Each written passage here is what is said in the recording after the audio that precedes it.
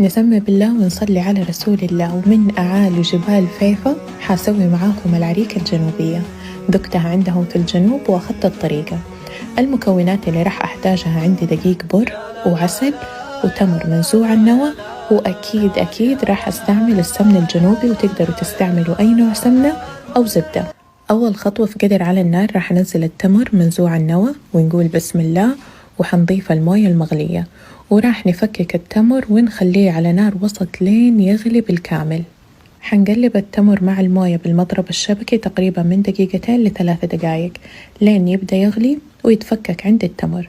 حنبدأ نضيف الدقيق البر بالتدريج ونقلب بسرعة متوسطة وعلى نار وسط بحيث إنه الدقيق كمان يستوي مع التمر. راح أستمر في التقليب وأهدي النار لين يثقل عندي القوام. راح أضيف له تقريبا 2 إلى 3 قطع من السمنة بحيث إنه هي تعطيني ليونة أكثر للعريكة.